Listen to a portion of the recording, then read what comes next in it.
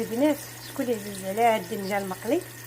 المهم اليوم بابا تشهى الحوت مقلي مع بطاطا فريت مع الدنجال المقلي، راكم عارفين.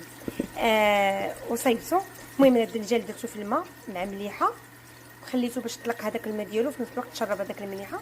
ودابا كنديرو في هاد الدقيق مخلط مع التوابل صافي وكنقلي فيه. المهم قولوا لي البنات شكون اللي كيعجب هذا الدنجال المقلي، راه كيجي زوين بزاف.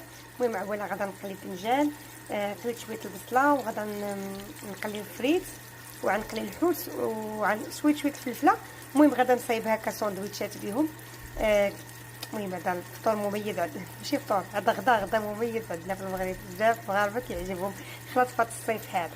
البنات الفلفله شويتها في هذا الكريل، شوفوا ما شاء الله كي شويتها، حتى شويتها من داك الشيء رفيع تقريبا نقولوا 15 دقيقه هكاك في الودة 10 دقائق، وملي طليت على من بعد 5 دقائق زدت 5 دقائق اخرى يعني 15 دقيقه.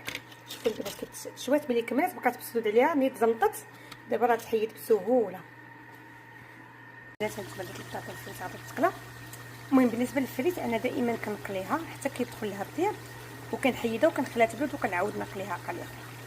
الخبز اكسبريس خصني كنقول ليه خبز الفينو والنخاع، لا خصني نقول ليه الخبز اكسبريس. هذا هو اللي كنديرو نهار كنكون زربانه وباغا الخبز ديالي دغيا مشد. البنات المقطات اللي عجبتني درت واحد اخرى تشوا سهله شوف كيفاش كتحيد بكل سهوله وشويه حتى خطيره. هاد الكريل هادي هي من الحوايج اللي ضروري خاصها تكون عندكم الكوزينه. بزاف البنات خداوها من بعد ما شاركت معاكم ديما كترحموا معايا على والديا يعني كيدعيو معايا. شوفوا ما شاء الله.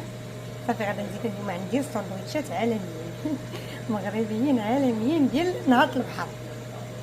شوف حتى هاد الجوس هذا اللي نزل منه حتى هو كيبقى زوين.